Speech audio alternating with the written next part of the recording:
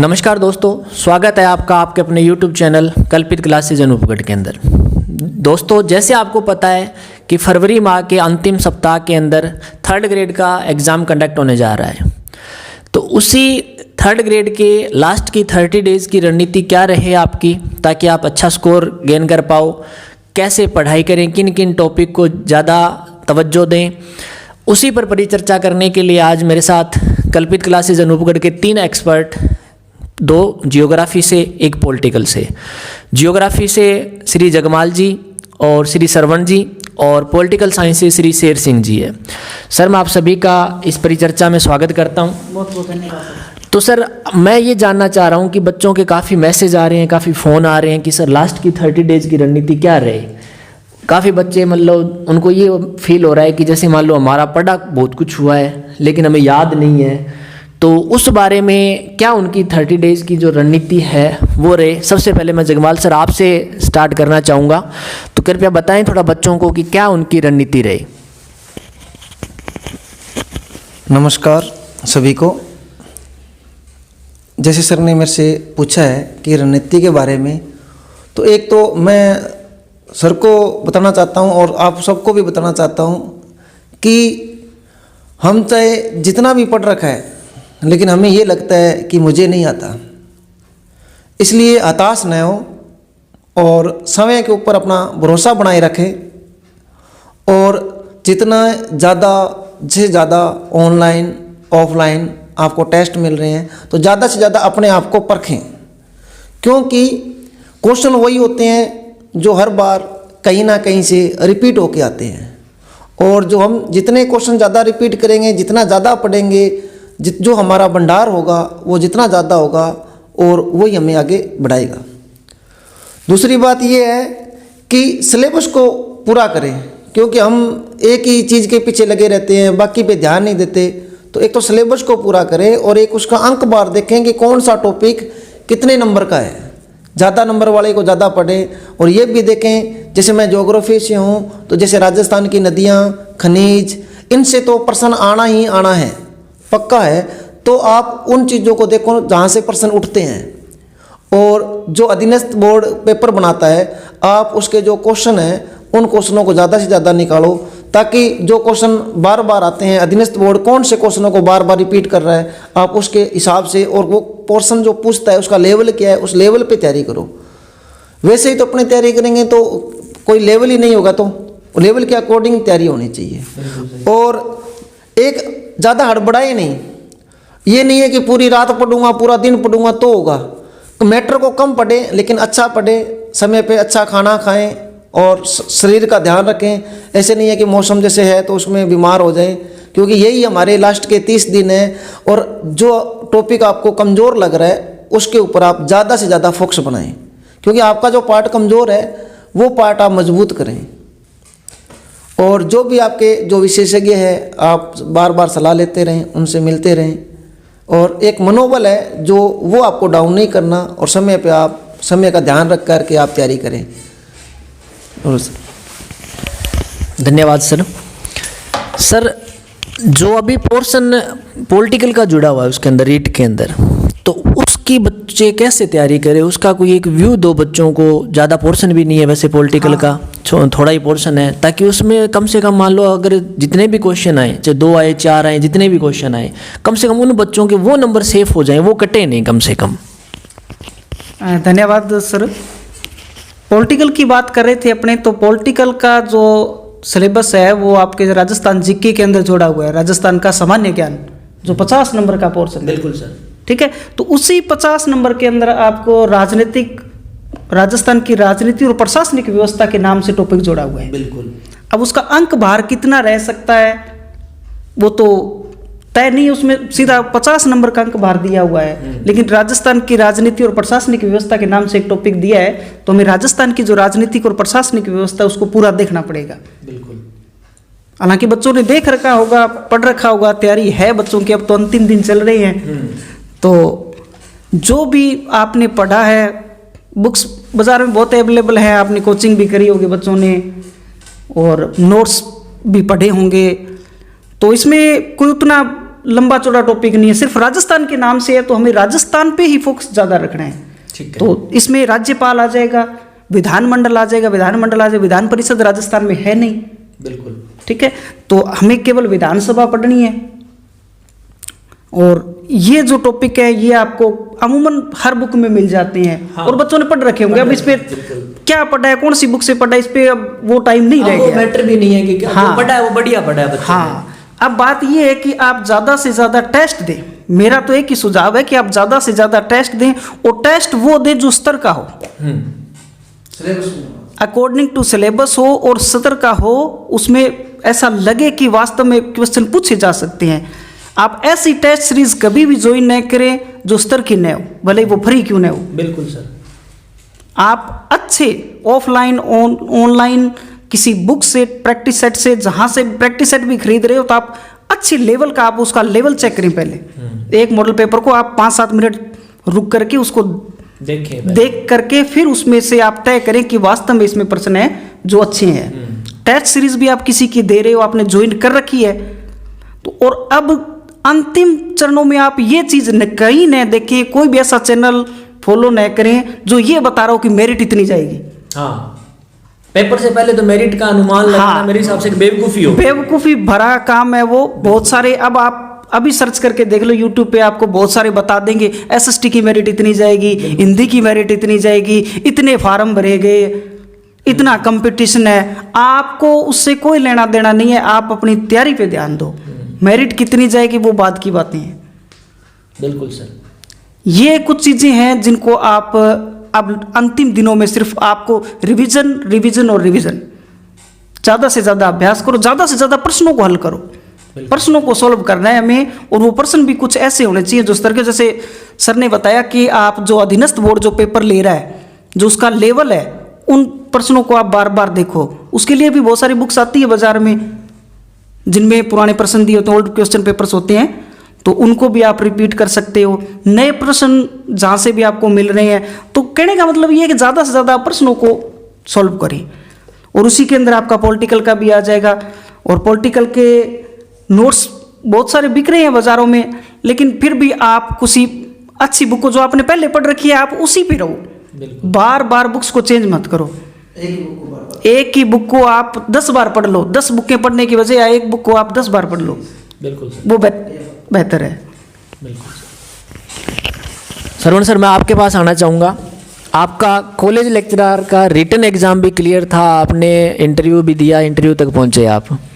तो सर, मैंने आजकल क्या देखा है कि बच्चे क्या करते हैं, जैसे मान लो आपने कोई बुक लिखी, मार्केट में आई, फटाक से वो बुक ले आया। मैंने कोई बुक लिखी, मेरी मार्केट में आई, फटाक से वो भी ले आया।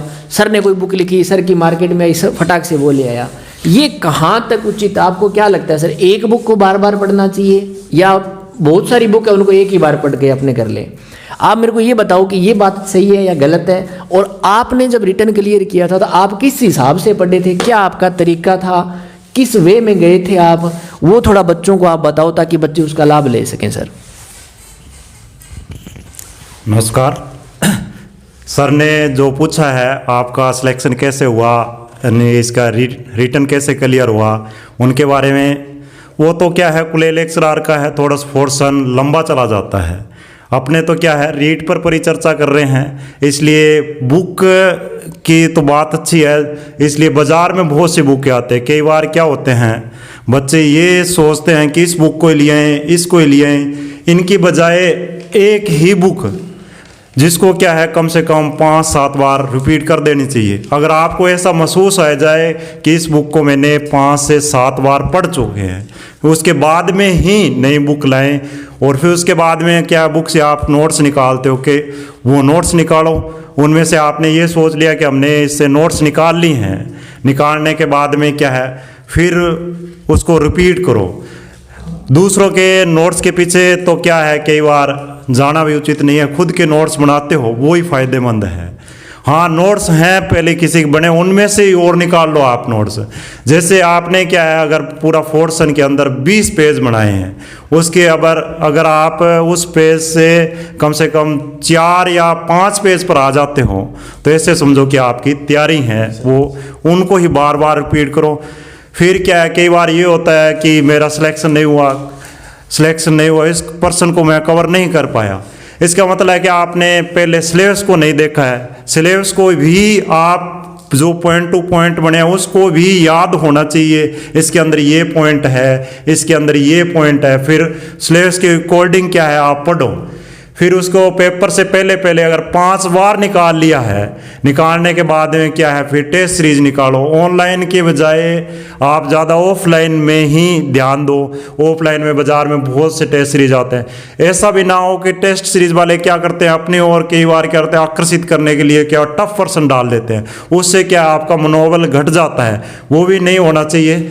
इसलिए क्या है, मनोबल बढ़ाएं आप। जैसे आपने कोई भी टॉपिक किया, जैसे क्या है, जियोग्राफी के अपने महाद्वीप और महासागर लगते हैं रीड के अंदर, जिसमें इंडियन जियोग्राफी नहीं है, तो इसलिए क्या है, महाद्वीप जैसे एक टॉपिक कर लिया, ऑस्ट्रेलिया महाद्वीप पढ़ा आपने, तो उसको क्या है, बाद में ऑस्ट्रेलिया महाद्वीप से कौन कौन से पर्सन बने हैं, कब आए हैं, उनसे आप क्या है टेस्ट सीरीज निकालो। और वो अगर कवर कर लेते हो आप पढ़ने के बाद में, अगर 20% अगर 16-17% आप कर लेते हो उनमें से, फिर इसका समझो कि आपने ऑस्ट्रेलिया महाद्वीप तैयार है। फिर अगला महाद्वीप उठा लो। इस प्रकार क्या है, आपने जो नोट्स बना रहे हो उसको भी बार बार रिपीट करो और बार बार उससे पढ़ो। सर मैं आप तीनों से कॉमन एक सवाल करना चाह रहा हूँ जी सर। कि आजकल का जो बच्चा है जब वो तैयारी करता है तो सबसे बड़ी मिस्टेक क्या करता है, कि क्या वो मिस्टेक करता है जिसकी वजह से कई बच्चों को अपने देखा होगा कि अपने वो कहते हैं सर हमने तैयारी तो बहुत की थी लेकिन अनफॉर्चुनेटली नहीं हुआ हमारा सिलेक्शन। आजकल बच्चे लाइब्रेरी भी बहुत ज्वाइन कर रखे हैं आजकल, क्योंकि सेल्फ स्टडी कर रहे हैं आजकल बच्चे सारे, तो वो एक बढ़िया ऑप्शन मिला है सभी को लाइब्रेरी का। तो क्या गलती कर जाते हैं वो, क्या मिस्टेक हो जाती है उनसे, क्या दिक्कत आती है उनके? वैसे तो सर इस प्रश्न का अगर सीधा सा जवाब दें कि तैयारी कर रहे हैं और मिस्टेक हो रही है, तो कहीं न कहीं अभ्यास की कमी है। बिल्कुल सर, सीधा सा इसका जवाब यही है कि हमने अभ्यास नहीं किया, और हमने जैसे सर ने बताया पहले टेस्ट सीरीज, तो टेस्ट सीरीज हमने नहीं दी तो हमें अपना आंकलन नहीं हो पाया कि हमने क्या पढ़ा और कैसे पढ़ा है और एग्जामिनर क्या पूछ रहा है। बिल्कुल वो चीज़ क्लियर कैसे होगी जब हम ज़्यादा से ज़्यादा टेस्ट देंगे। तो आपके जो सवाल का जो सीधा सा जवाब ये है कि ज़्यादा से ज़्यादा अभ्यास का मतलब टेस्ट, बस। चलो सर एक बात और बताओ मेरे को, जैसे सरवण सर ने भी बताया, गुरुजी ने भी बताया, क्या नाम कडेला जी ने, कि मार्केट के अंदर मॉडल पेपर आ रहे हैं, मॉडल पेपर ले लें आप, ठीक है। तो एक सीधा सा सवाल है मेरा कि सर मॉडल पेपर बढ़िया रहता है या कहीं जाकर के मान लो ऑफलाइन टेस्ट सीरीज दें वो बढ़िया रहता है? दोनों में से कौन सा ऑप्शन बढ़िया रहता है और क्यों बढ़िया रहता है वो भी बताइए सर मेरे को। सर जो एक मॉडल टेस्ट पेपर होता है तो वो क्या है कि अपने अकेलेपन में होता है। जैसे मैं घर पे ले आया तो मेरे को पता नहीं लगता कि मेरी रैंक क्या है, क्योंकि किसी के बीच नहीं दिया जाता। मेरे 100 में से 70 नंबर आ गए तो भी अच्छा है, 100 में से 50 आ गए तो भी अच्छा है, और 100 में से 80 आ गए तो भी ठीक है। लेकिन हमें ये पता नहीं है कि जब हम बहुत बड़ी भीड़ में टेस्ट देते हैं तो जैसे 96, 95 वाले भी बच्चे होते हैं। बिल्कुल सर। तो हम तो उस माने पिछड़ेपन में रह जाते हैं। 70 पे हमने सोच लिया अभी हमारी अच्छी तैयारी है, हमारा सिलेक्शन अच्छा हो जाएगा। और एक जो सर ने पहले पूछी थी भी तैयारी क्यों नहीं होती, तो मेरा जो विचार ये है कि जब अपने भर्ती आती है या जब हम तैयारी लगते हैं तो बहुत अच्छे एक जोश के साथ लगते हैं, लेकिन धीरे धीरे जैसे जैसे पेपर नज़दीक आता है हमारी तैयारी नीचे हो जाती है। सही है। और मैं बच्चों से ये कहना चाहता हूँ कि कम से कम आंकलन करके देखो कि हमने जो सिलेबस दिया वो कितनी बार किया है। जैसे हम सिलेबस निकालने लगते हैं, 25% सिलेबस निकाला, उसके बाद हम किताब चेंज कर लेते हैं, फिर 25% निकालते हैं, फिर किताब चेंज कर, कोई भी 100% नहीं करता। इसके लिए क्या है कि आप कम से कम सिलेबस पूरा करो, कम से कम 4-5 बार करो और ज़्यादा से ज़्यादा टेस्ट अभ्यास करो। जितना ही ज़्यादा अभ्यास होगा, जितना ज़्यादा क्वेश्चन रिपीट होगा, पेपर माहौल में, पेपर के अंदर जब अपने को क्वेश्चन पढ़ा हुआ और हल किया हुआ मिलेगा तो हमें उसका उत्तर ज़्यादा सटीक होगा। और एक तुक्के नहीं लगाने चाहिए, नेगेटिव से बचो।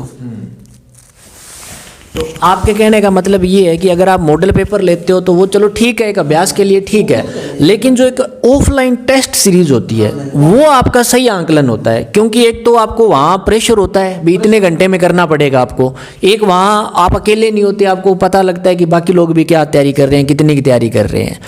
तो मेरे हिसाब से ऑफलाइन टेस्ट अच्छा होता है ना, तो ठीक है।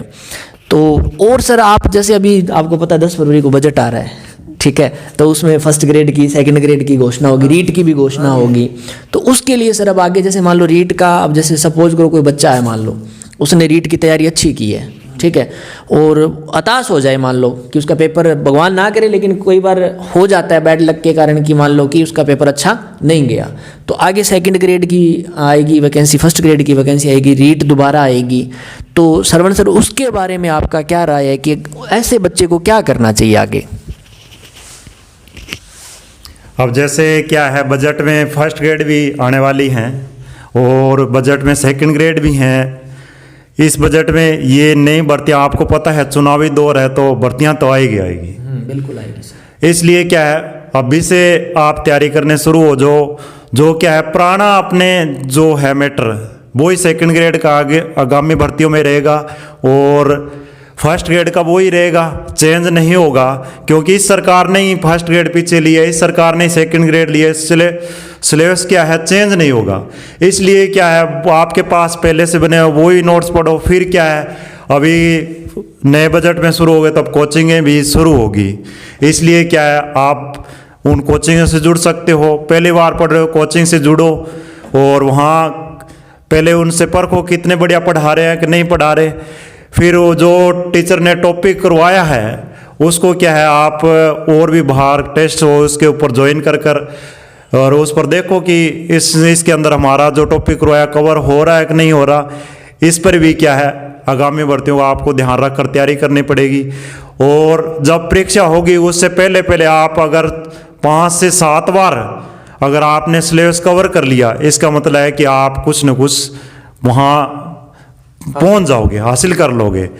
फिर क्या होता है, कोई टॉपिक नहीं कवर होते, जैसे परीक्षा रीड किया तो नहीं हुआ तो कोई बात नहीं, उसको एक बार पहले नहीं पढ़ा तो नहीं पढ़ो, नए टॉपिक की ओर मत भागो। क्या है 100 की 100 कभी मेरिट जाती नहीं है। जैसे क्या है, अगर फर्स्ट ग्रेड की मेरिट गई या सेकंड ग्रेड की पीछे गई, सेकंड ग्रेड की लगभग 72% गई है, उन्होंने क्या है उनसे पढ़े हुए वो क्या पर्सन आए हैं उनके काम सामने कभी न कभी गुजरे हैं, इसलिए 100 की 100 मेरिट नहीं जाती। तो आपने पहले ही कवर की हैं, उसको क्या है ज़्यादा से ज़्यादा कवर करने की कोशिश करो और यही है मेरा सुझाव। ठीक है सर, तो कुल मिला के आप ये कहना चाह रहे हो तीनों लोग कि एक तो पीछे के जितने भी अधीनस्थ बोर्ड ने पेपर लिए हैं उनको निकालो, एक कोई टेस्ट जहाँ भी हो रहा है मान लो किसी भी प्रकार का उस टेस्ट को दो, और चाहे वो ऑनलाइन आपको मिल रहा है मान लो तो ऑनलाइन भी दे सकते हैं, नहीं तो ऑफलाइन बेटर आपने ऑप्शन बताया उसको। और तीसरी बात आपने ये कहा कि आपके शॉर्ट नोट्स जो हैं वो तैयार होने चाहिए लास्ट के दिनों के अंदर, ठीक है। और शॉर्ट नोट्स का मतलब सर उनको क्या है, अगर 15 दिन बच्चे हैं तो आपने बढ़िया नोट्स बनाए तो आप उसको स्पीड से 15 दिन में सारे के सारे नोट्स निकाल सकते हो, रिकवर हो जाते हैं। अगर दूसरे नोट्स लाओगे तो उसने पता नहीं किस प्रकार की लंबी चौड़ी लेने लिखी है, तो आप उसको क्या है 10-12 दिन में कवर नहीं कर सकते। अब जो बाकी जैसे सुलेश साहब ने पहले पढ़ रखा है तो पेपर से पहले उसको क्या है नज़दीक आते आते 3-4 बार रिपीट हो जाना चाहिए, वैसे यही है। बिल्कुल सर, चलो सर बहुत बहुत धन्यवाद आपका, आज इस परिचर्चा में जुड़े आप लोग। मैं आशा करता हूं कि आप सभी लोगों का पेपर बढ़िया जाए, बहुत ही बढ़िया जाए, अच्छे आराम से आप पेपर दीजिए, बिना हड़बड़ाहट के पेपर दीजिए और आपके सुखद जीवन के लिए मेरी शुभकामनाएं आपके साथ है। धन्यवाद।